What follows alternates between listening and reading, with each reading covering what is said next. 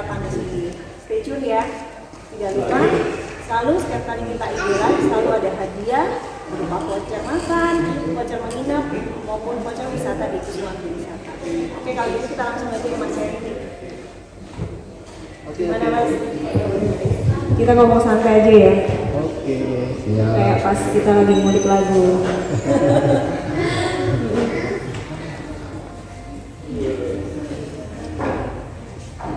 Oke, Mas, ini saya mau tanya-tanya dikit nih. Boleh. Mungkin sedikit ke pribadi Mas Cherry dulu aja ya, sebelum kita melangkah ke yang lain. Awal belajar musiknya gimana Mas? Dulu itu awal belajar musik itu sebenarnya nggak pernah ada kepikiran kalau pengen bisa main musik dan lain sebagainya. Dulu itu waktu kecil itu sukanya tuh bola, malah sukanya bola. Terus habis itu nggak relevan banget ya? Nggak relevan banget, musik ya? bener, sangat nggak relevan. Terus udah gitu karena di sana itu di rumah itu kok banyak teman-teman nongkrong, terus udah gitu banyak yang main gitar, gendreng, terus nyanyi, terus akhirnya mulai dari situ cuman mau belajar aja gimana sih main gitar itu gitu. Sudah gitu cobalah belajar ya, mulai dari chord biasa. Jadi awalnya itu memang otodidak, habis itu otodidak bisa, ketika udah bisa kok semakin seneng gitu, terus akhirnya cobalah ngomong sama orang tua. Waktu itu pengen kursus musik gitu. Iya, sebenarnya itu awalnya tertarik gitar itu tuh gara-gara dulu itu kan kayak selalu ada ini zaman dulu itu kayak ada abang-abang tukang agar itu loh, terus di situ tuh mesti mereka tuh bawa gambaran itu apa ya, kayak main bergambar, tapi waktu itu pas gambarnya itu grup band Guns N' Roses itu. Nah habis itu kok ngelihat Excel terus dan kawan-kawannya, terus ngelihat di situ itu ada namanya Slash. Wah, rambutnya gondrong. Aku lagi ya. Iya, kayak apa sih sebenarnya? Udah gitu, abis ngeliat itu tuh kita ngeliat Slash gitu. Habis ngeliat Slash, masuk ya seneng aja gitu. Nah ternyata waktu gara-gara gambaran itu ngeliat Slash, terus kita ngeliat waktu itu pas ada MTV dulu ya. Ngeliat itu. Iya, zaman itulah. Habis itu pas ngelihat, ternyata itu gitar. Dia mulai dari situ. Akhirnya suka bermain gitar. Terus habis itu kita setelah udah jalan itu ya udah coba kursus musik. Tapi memang waktu itu yang kepengen itu bukan kursus musik yang elektrik gitu, malah mencoba ngambil yang klasik gitu, karena lebih enak sih gitu. Terus akhirnya belajar, akhirnya coba band-bandan. Skip sebentar ya. Biar mantap suaranya. Kalau musisi kan harus lengkap dengan seperti ini, ada mikrofon flip on ya, seperti itu. Kalau ini mainan setiap hari sih, kalau mainan gitar itu, gitu biar kelihatan gaya-gaya, pakai wireless. Kayak gitaris beneran gitu ya. Padahal emang beneran gitu. Gitaris bohongan. Ya itu sih awal musik. Jadi sebenarnya kita pertama kali main gitar itu sebenarnya memang tidak ada ketertarikan, karena lihat ada teman-teman itu main gendreng, akhirnya ketertarik. Dan baru belajar main gitar itu sebenarnya telat, baru SMA. Dulu ini nggak ada ketertarikan sama sekali, karena memang keluarga itu memang nggak ada darah seni, apalagi papa mama itu nggak ada yang suka main musik. Belum, nggak ada sama sekali. Nggak ada sama sekali. Semacam breakthrough gitu ya. Iya kan, dari keluarganya nggak ada yang musisi loh. semua people, tapi tiba-tiba ada satu yang menerobos ya, terobosan jadi seorang musisi. Even itu awal mulanya cuma dari melihat ketertarikan dari yang nongkrong pada main gitar gitu kan, tapi excited sekali saya. Nah tadi Mas, kalau saya dengar dari cerita awal-awalnya itu kan melihat ada Guns N' Roses ya, terus berarti genre musik apa sih yang disenangi sama Mas? Sebenarnya kalau genre itu lebih senengnya itu mainnya tuh musik rock ya, yang agak-agak cadas gitu. Tapi bukan yang hardcore ya? Bukan, kalau yang itu apa ya, ya kita tetap mainkan gitu, tapi bukan lebih seneng gitu ya. Jadi ya kita suka rock juga, suka jazz. Sebenarnya sih enggak ya semua genre gitu. Tapi kalau misalkan buat mood boosternya kita itu, kalau kita lagi itu harus dengerin lagu rock-rockan gitu biar peredaran darah itu kayaknya lancar ya. Bener. Gitu. Ya kayaknya konten itu udah lama deh saya denger. Oke Mas. Nah terus ngomong-ngomong, Mas Yeri udah berapa lama ini gabung di grup band ya? Jadi mungkin perjalanan musiknya dari awal tadi yang diceritain, belajarnya mulai SMA, terus expertnya mulai kapan, terus berani masuk di salah satu grup band atau pindah ke grup band yang lain, atau gimana, bisa ceritain? Jadi awal-awal pertama akhirnya ikut grup band itu awalnya tuh di SMA. Jadi apa sih namanya? Dulu di SMA itu kita melihat itu karena di SMA itu kan banyak piala-pialanya itu kan kayak pramuka, paskibra, terus OSIS atau dan lain-lainnya gitu. Tapi kok saya ngelihat itu musik itu malah nggak ada sama sekali. Terus akhirnya cobalah bentuk grup band di SMA pertama kali itu. Terus akhirnya kita pertama kali ngeband, terus bawa nama sekolah. Walaupun nggak juara 1 ya lumayan lah juara 2 gitu. Ada pengalaman itu. Ikut lomba kan nggak harus jadi juara, pengalamannya. Betul. Terus udah gitu apa sih namanya? Akhirnya saya ke Surabaya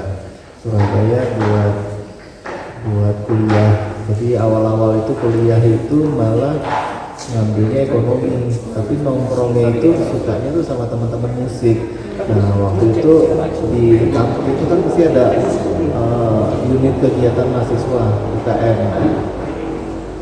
Saya itu nyari UKM musik gitu. Nah mulai dari situ, dari UKM musik, nah ternyata kan kalau di Surabaya ini kan musisi itu kan harus ada rocknya. Nah waktu itu kita buat grup band yang tematik, yang bawain lagunya itu di Purple. Jadi kita setiap kali kita ada main gitu, kalau main ke kampus-kampus gitu, misalkan siapa nih band yang genrenya di Purple, mesti kita misalkan yang dipanggil gitu selalu. Udah gitu ya waktu 2003, terus 2004, 2005, terus 2006. Nah kita mencoba buat jadi musisi kafe. Nah ngamen di kafe-kafe. Nah kalau dulu kan di sana itu kan kita mau main di kafe-kafe atau di pub dan lain sebagainya itu kan nggak bisa masuk langsung diterima gitu. Jadi mesti dia harus audisi dan lain sebagainya. Nah mulai dari situ ada pengalaman ya. Di pengalaman buruknya banyak yang nggak terimanya. Terus akhirnya udah terus coba mulai 2006 sampai 2008. Setelah itu habis 2008, nah ini antara musik sama kuliah ini kadang suka berlawanan nih. Nah, tapi nggak lulus. Seharusnya kita lulus. Gara-garanya lebih prefer ke musiknya gitu. Iya, karena gitu. Orang udah bermain musik itu kayaknya udah ada udah ada energinya. Benar. Kan soalnya udah masuk di situ jadi udah beda. Ya. Terus udah gitu 2008 pertengahan akhirnya coba vakum dulu lah, ngerjain skripsi dan lain sebagainya. Akhirnya 1 tahun selesai. terus akhirnya di wisuda ya udah akhirnya balik lagi. Jadi kan tapi kan kaku, banyak beberapa lagu yang kita nggak tahu gitu, harus banyak kejar, harus ini gitu. Ya udah mulai 2010 sampai sekarang Masih eksis ya. masih eksis. Gitu. Berarti motivasinya apa nih Mas? Musik itu adalah memang panggilan jiwa. Oh, ini lagi ada azan maghrib, kita berhenti dulu ya. Ya, kita berhenti dulu.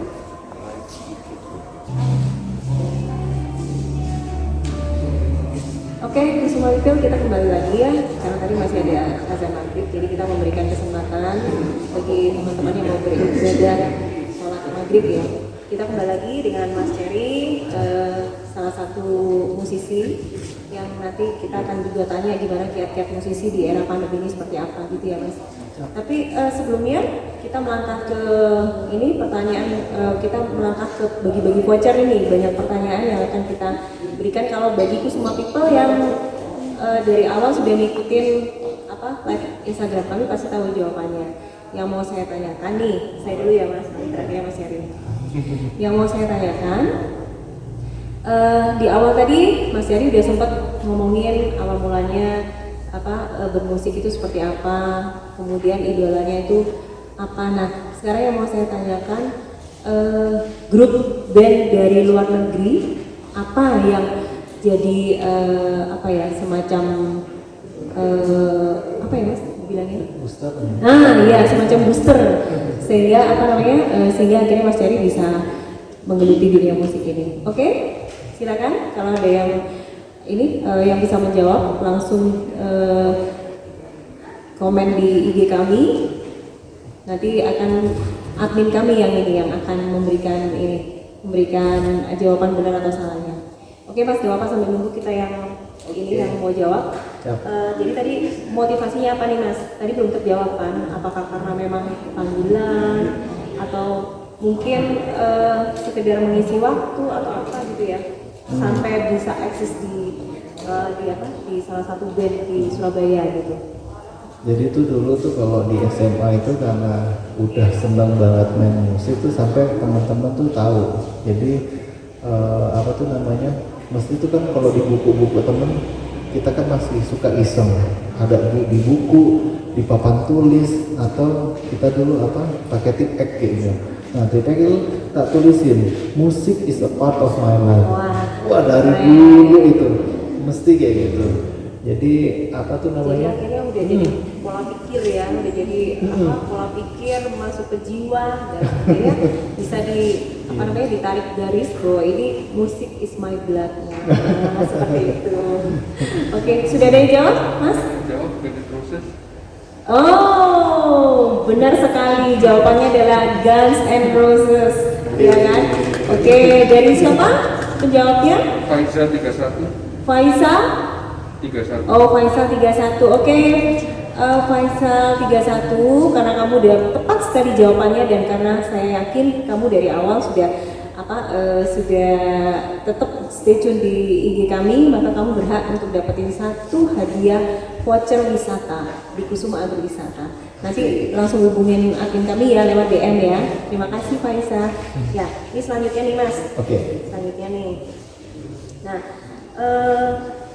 ini sekarang yang agak dalam nih Mas, yang agak dalam nih pertanyaannya. Berat loh, musisi ditanya dalam-dalam itu berat tuh.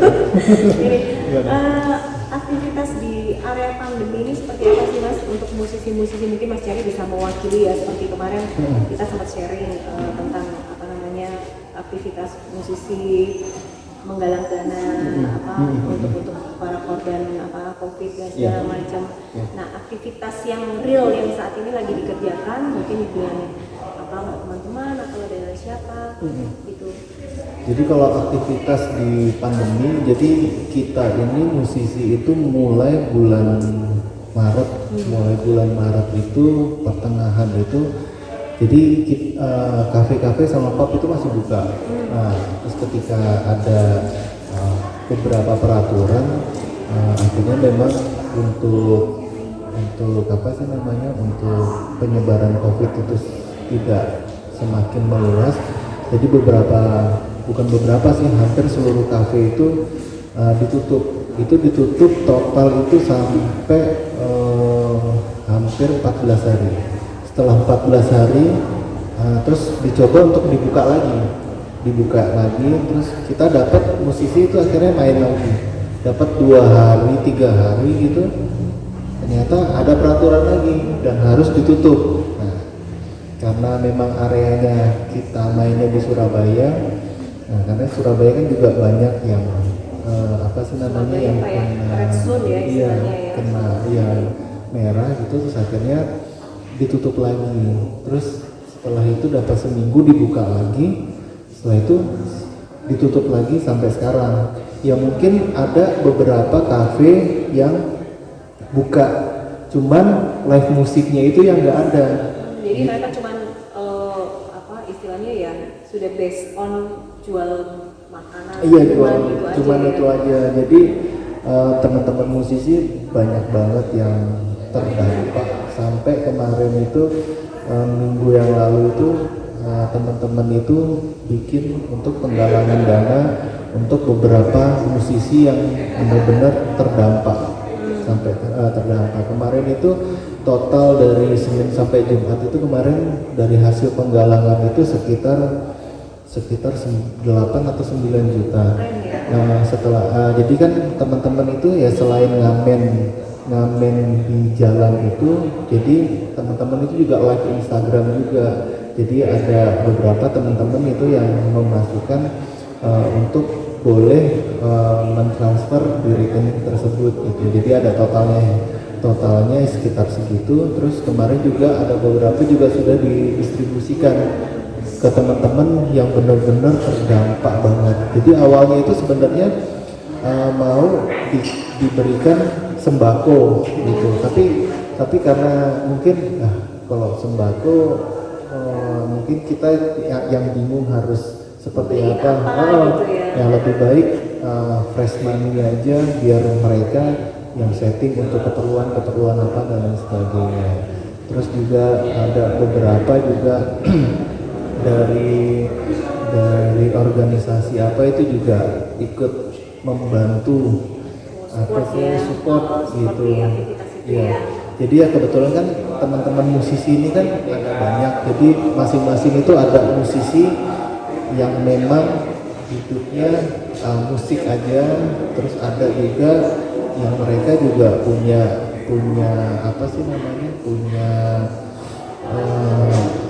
usaha, ada juga yang main musik juga, ada yang bekerja juga gitu. Nah ini kayak Mas Neri nih ya, udah main musik kerja lagi, jadi double.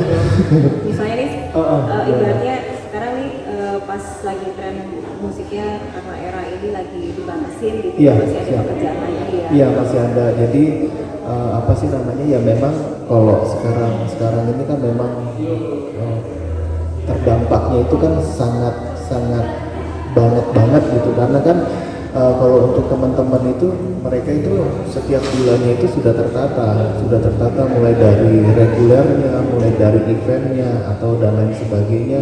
Itu ini total udah 4 bulan, jadi teman-teman ya bingung juga harus seperti apa. Jadi akhirnya mereka daripada menunggu karena kesulitan untuk mendapatkan pekerjaan jadi main musik lagi, jadi ada beberapa teman-teman yang usaha. Jadi ada kemarin teman-teman kita lihat juga ada yang usaha nasi goreng, usaha jual makanan, jual ayam, terus ada pentol juga, sampai ditulisin itu pentole arek band. Jadi ada beberapa gitu, tapi ya untuk menghidupi kita ya kita harus benar-benar ya berjuang untuk diri kita sendiri. Ya, gitu. Jadi apapun yang dilakukan tuh cuma satu, agar ada ada jalan untuk survive gitu ya. Betul. Ya, so far sih cukup kalau buat saya Mas. Iya. Nah terus ini kalau saya amati nih dari beberapa artikel, kemudian dari saya juga follow beberapa musisi-musisi yang ada di mancanegara maupun yang ada di Indonesia sendiri. Mereka lebih ini ya Mas, mereka saat ini lebih dominan untuk menggunakan media apa online seperti Iya, Zoom, iya, terus iya. mereka tiketingnya baik, Iya. baik Zoom juga, Iya. seperti itu gimana ya Mas? Ya, jadi kalau misalkan yang sudah apa ya, musisi yang sudah punya apa ya, sosial media, Instagram, apalagi sekarang juga ada beberapa musisi sekarang ini juga musisi besar jadi YouTuber juga gitu. Ya kita kan memang kayak begitu kan harus memikirkan ke depannya. Kalau misalkan kita memang ini belum, ini kan memang event-event atau kita main dan sebagainya nggak ada. Jadi kita memang harus memikirkan cara lain untuk mendapatkan apa sih namanya, mendapatkan uang, ya income, biar tetap berjalan gitu.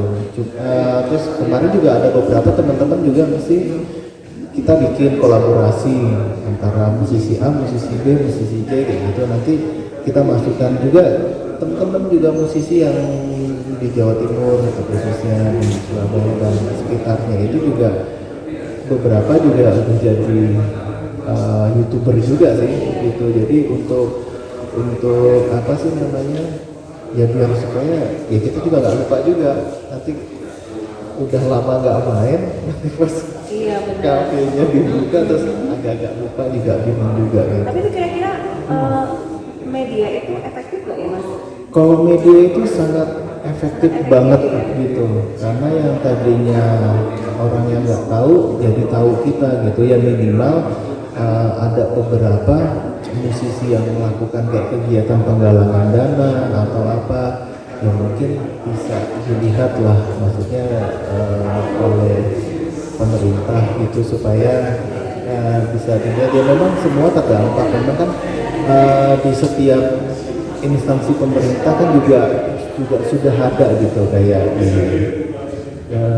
dinas pariwisata, mereka sudah punya ini, karena memang apa sih namanya, COVID ini banyak apa sih namanya yang nggak jalan lagi, jadi mereka ya harus gimana caranya, harus melakukan kegiatan bermain musik atau tampil itu ya melalui media itu. Gitu ya. Kalau enggak ya kita juga bingung juga harus seperti apa. Iya, ya memang ini kan kondisinya memang kondisi yang nggak biasa ya. Jadi paling nggak kita juga harus melakukan hal yang nggak biasa juga gitu. Iya. Ya kan harus berpikir, kalau dari apa namanya kata-katanya Pak Jokowi ini harus extraordinary kan. Iya. Ya, kita juga harus artinya awareness itu ya Iya, Mas ya. betul. Nah kalau ini menurut prediksi aja ya, Iya. prediksi Mas Jari secara pribadi, kira-kira untuk kedepannya ini apa ya, kalau dibilang teman-teman musisi ini akan jadi gimana gitu Mas? Bisa nggak? Udah ada gambaran belum kalau di situ? Kalau gambaran sih sebenarnya belum, karena kan semuanya itu kan harus melihat ketika pemerintah mengeluarkan mungkin surat edaran atau seperti apa gitu. Jadi kita itu baru bisa eksis lagi ketika memang protokol kesehatan sudah dilaksanakan dengan baik. Terus nanti misalkan ada event-event seperti kayak wedding atau konser dan lain sebagainya, itu harus ada, misalkan ada pembatasan dan lain sebagainya. Nah ketika memang itu ada apa sih namanya, sudah ada, jadi kita baru bisa memikirkan ke depan ya, walaupun memang nanti mungkin yang nonton atau nanti yang datang dan lain sebagainya memang terbatas, minimal kita tuh sudah bisa eksis lagi. Tapi kalau misalkan kita memikirkan sampai ke depannya, kita juga masih bingung. Jadi karena apa, kita harus patuh terhadap aturan, ya kita harus patuhi aturan tersebut gitu. Kalau kita memaksakan pun juga kita juga tidak bisa. Gitu. Betul sih, karena kan apapun juga yang dilakukan pemerintah itu kan sebenarnya buat kebaikan kita semua ya, Iya, Mas ya. iya. Jadi ya udah, kita on track aja ya Iya. sebenarnya ini. Jadi Iya. kalau memang masih belum diizinkan main, ya mungkin kita bisa main dengan cara yang extraordinary Iya. ordinary tadi yang seperti yang saya bilang. Betul. Gitu. Oke, karena ini waktunya udah hampir selesai. Sebelumnya saya ucapkan terima kasih banyak Mas Heri udah jauh-jauh dari Surabaya datang ke sini untuk sekedar share kiat-kiat di era pandemi ini untuk musisi.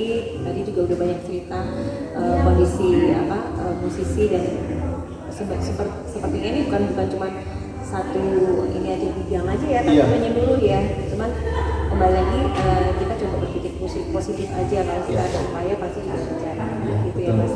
Satu pertanyaan lagi untuk penutup bincang-bincang santai kita. Mas Heri silakan mau ajukan pertanyaan. Pertanyaan apa ya? Apa boleh tadi yang kita bahas aja tadi mungkin mau ditanya.